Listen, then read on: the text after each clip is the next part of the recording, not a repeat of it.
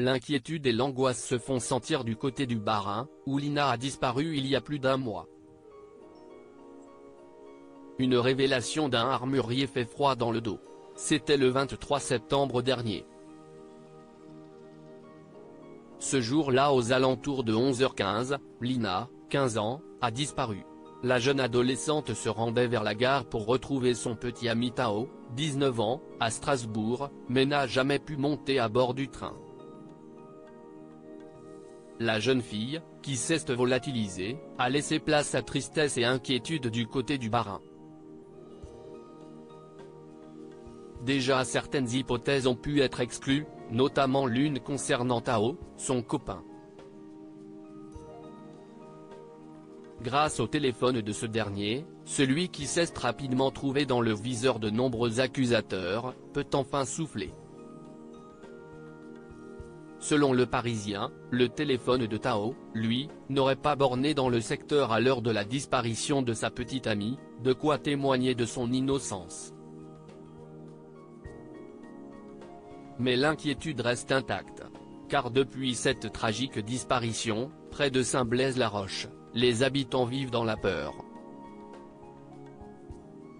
Au micro de BFM TV Alsace, un armurier à Schirmeck a fait part d'une statistique qui fait froid dans le dos.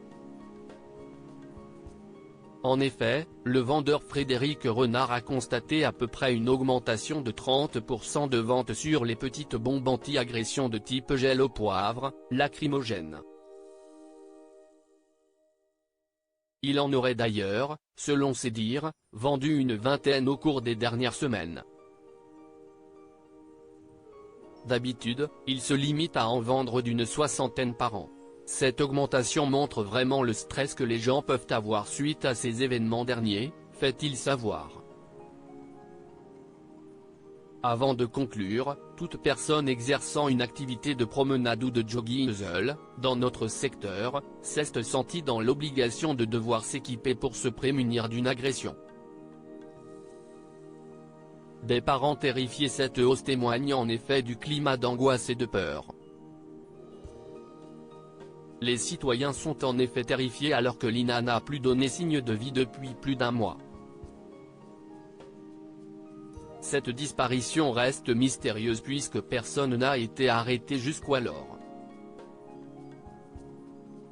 Depuis la terrible nouvelle, une information judiciaire pour enlèvement et séquestration a été ouverte et les enquêteurs avancent désormais à l'abri des regards.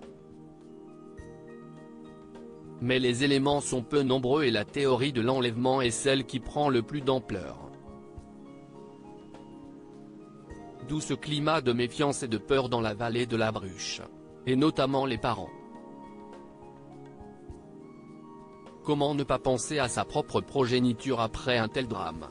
Alors que la jeune fille disparue est âgée de 15 ans, de nombreux riverains ont en effet observé que les plus jeunes étaient désormais plus souvent accompagnés pour se rendre à gare Saint-Blaise-la-Roche, lieu où devait se rendre Lina.